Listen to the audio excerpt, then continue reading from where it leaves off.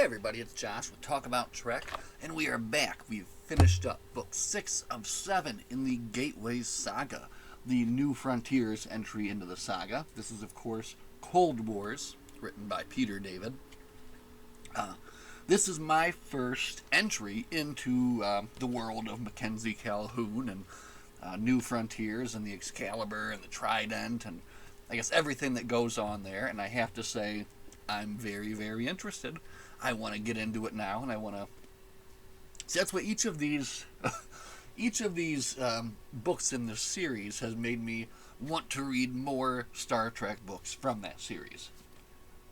Man, what I don't have is more time to read a whole bunch of Star Trek books, but we kind of went slow on this one. We started it on the 1st, and we just finished today on the 17th. So, a little over 2 weeks to get this bad boy done. But it was, let me see, 364 pages. So, a fairly thick book. You can see it took a little bit of a beating during the reading time here. But let's just kind of dive right into it here. So, this is from the front. Warring worlds find a deadly new use for a miraculous device. Star Trek New Frontiers, Gateways, Book 6 of 7. Cold Wars by Peter David. And of course, the Gateways concept was created by John J. Ordover and Robert Greenberger. Now, oh boy, from the back. From the universe of Star Trek The Next Generation, Star Trek New Frontier. Missing for 200 millennia, the legendary Iconians have returned, bringing with them the secret of interdimensional teleportation across vast interstellar distances. Awakened once more, their ancient gateways are rewriting the map of the galaxy, and nowhere more than in New Frontier. In the New Frontier. Gateways, Cold Wars. A century ago, the Imperial Thelonians separated two feuding alien races, depositing each of them on a new world, safely distant from that of their ancestral enemies.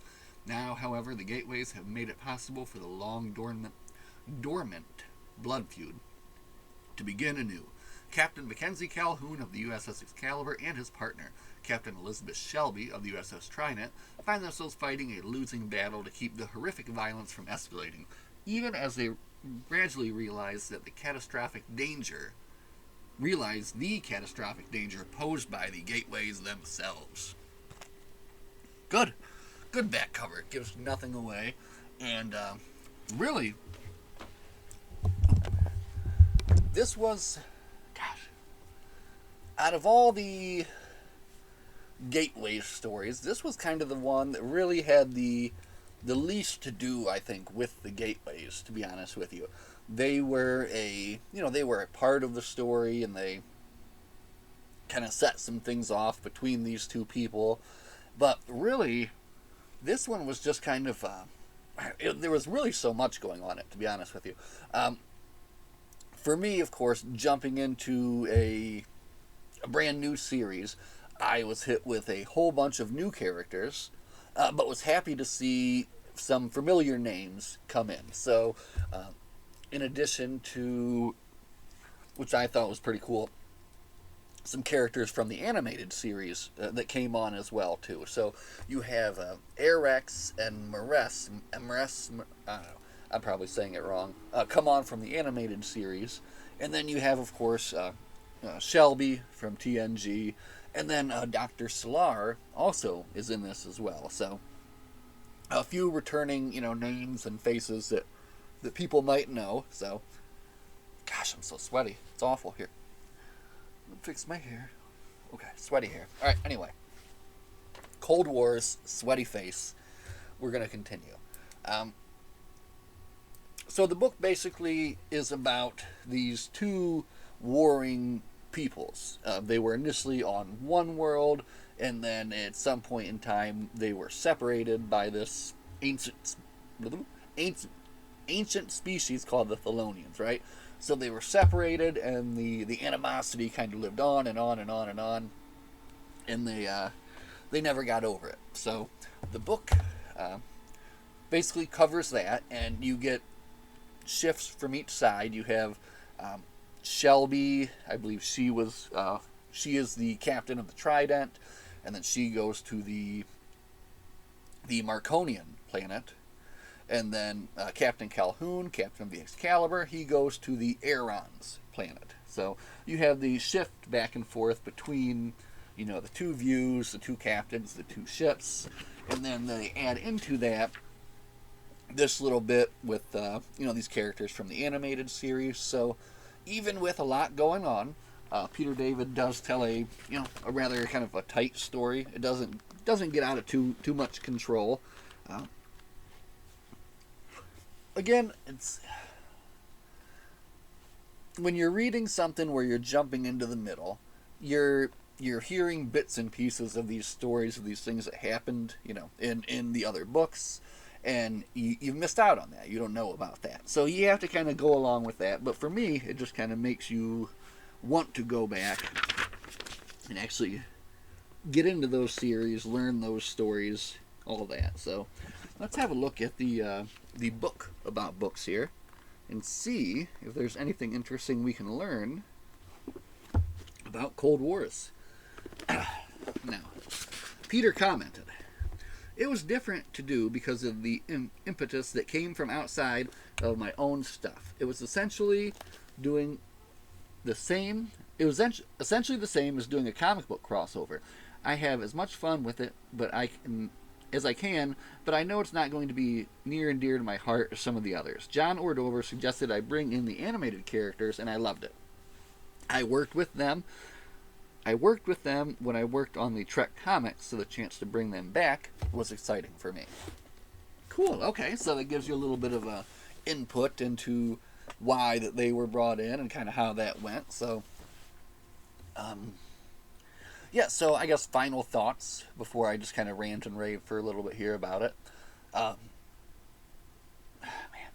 It may be one of my favorites in the series, and I think a lot of that had to do with it being kind of new ground for me, right? So, so many new characters, which again opened up so many questions for me, and then I guess it engaged my interest in a whole nother section, in a whole nother series about something that I really didn't even know about. In addition to the characters I mentioned, there are many, many, many more that are interesting and add like another interesting kind of feature to this. One of the things that I particularly liked was that there is a Braconian, Bracarian, all right, a Bracarian here by the name of Kebron, and he's like the security officer for Calhoun. So, a very interesting character. And after having seen Rok-Tahk on Prodigy, it's nice to have another Bracarian, in a story here, in a Star Trek story. So that was cool. I did like that as well. And I guess what I'm really most excited for now, even though that was a great story, is that now I get to finish all of the stories. So, of course, each one of these Gateways books has been a cliffhanger. It always ends with, each one of them has ended with the main characters going through a gateway, and then you don't get to know what happens until now. You get to read this big bad boy, which has the ends of all 6 of them. So, very excited to finally. I mean, even though all 6 of the stories told, a good and complete story, they all each had like a little cliffhanger too. So, I think what I'll probably do is do like a little refresher, read the story, and then do like a little, maybe a shorter video on each one to kind of go through. And I think that would be fun to kind of just, again, refresh myself on the earlier books in the saga before, getting into it, and then talking about the whole thing as a complete story, with the cliffhanger ended, so that'll be fun. So anyway, if you don't want to know any more about the book, you can go ahead and leave now and go watch one of my many other wonderful Star Trek videos. You should watch the one where I found some interesting books. Alright, anyway. Oh, sorry, I'm so sweaty. I ate a spicy almond, and it just sweat coming down my face. Okay. my friends, Captain Calhoun, you can see here, heading through a gateway with his wife, Captain Shelby.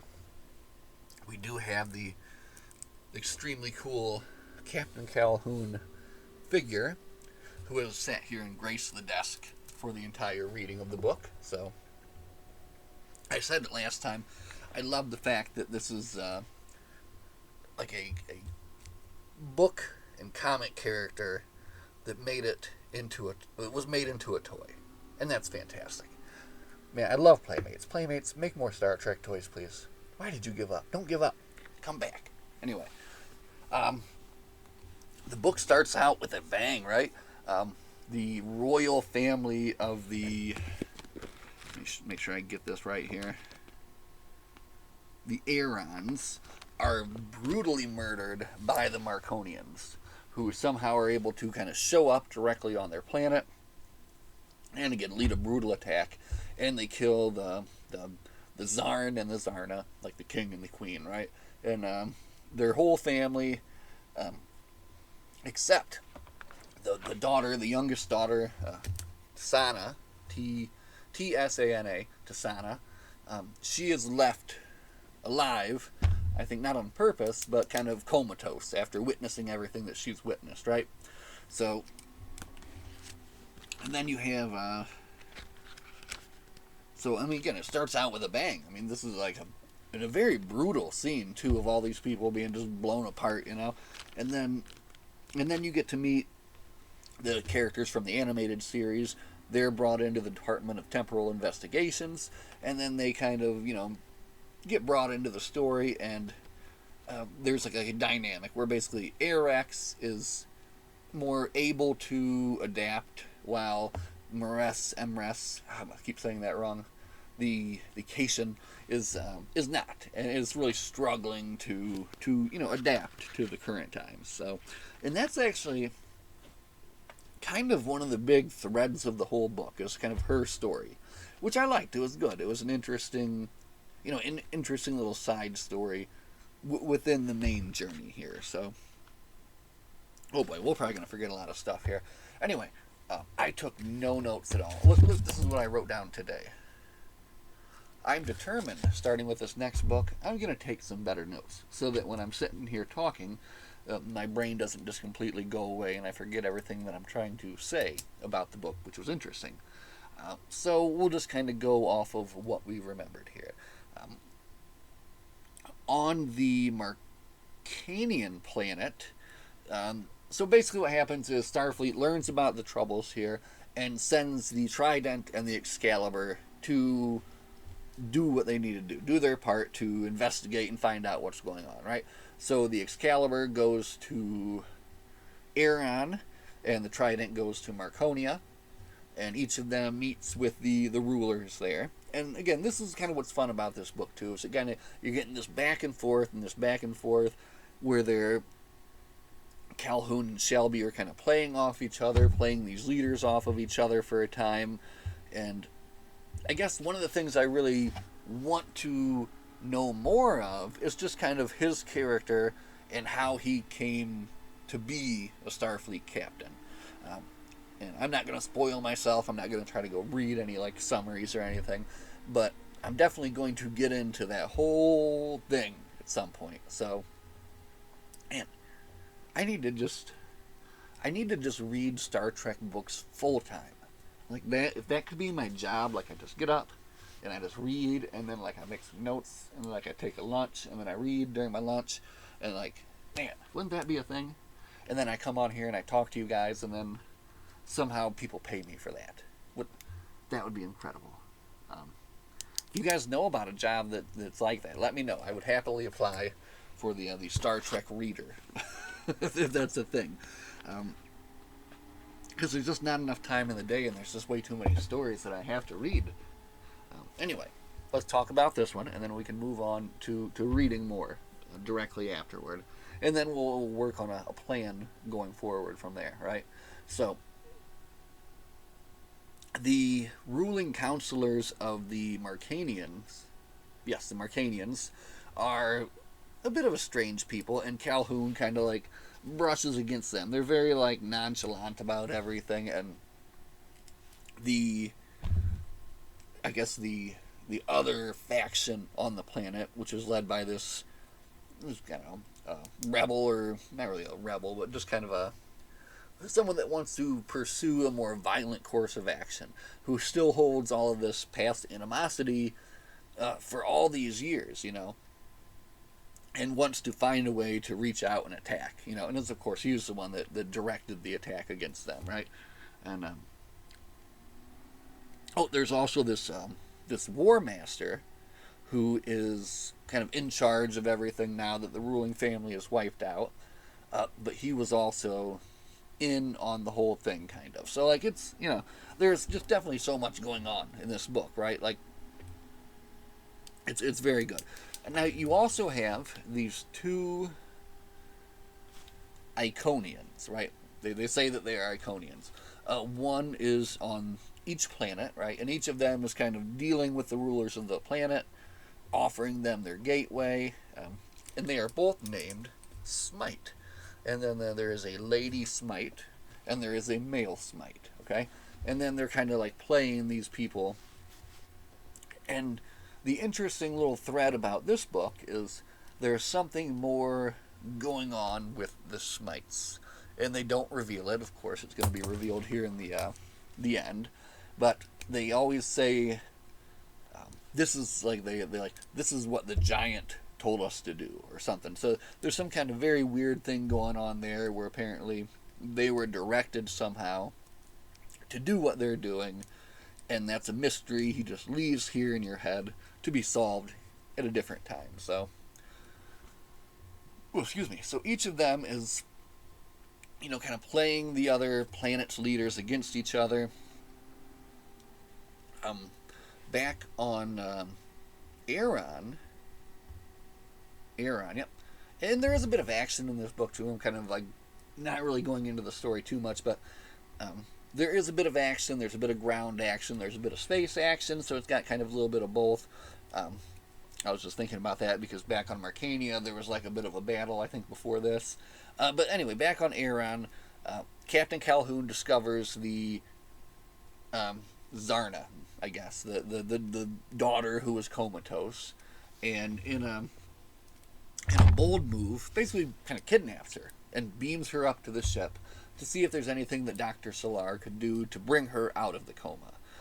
So now you have a very interesting section with Dr. Solar and also another Vulcan on the ship, and her name was, I think, Soletta. She's like the science officer, and she's got this whole backstory too, apparently, where she's like half Romulan, half Vulcan, and like seriously, like each character makes me want to find out their history and their story as it comes. So the book really, almost more than anything, made me want to read New Frontiers and to get into that. So that might be something we do more sooner rather than later, to be honest, because I don't know, I want to know. I want to know more. I already know so much about all the characters from Deep Space Nine and Voyager and Next Generation and all that. I don't know anything about these characters. Well, not much. Now I want to know more, right? They've made me interested. He has made me interested. So, anyway, so you got two Smites, you got two ships, you got two planets, kind of two stories threading together back and forth, right? So, let me flip through here and see. Anyway, Dr. Solar at first does not want to attempt to do like a mind meld or anything, which is what Calhoun wants her to do, right? She does not want to do it, he wants her to do it. So eventually, through a little bit of coaxing and convincing and a little bit of help from Calhoun's adopted son, she does the meld, and then as she's getting sucked in and is not able to do it properly, she's kind of saved from the situation by Soletta, and they do like a double meld, and she's able to pull her out, and they're able to bring her out of her coma. So the young Zarna, who's now the ruler of this planet, is kind of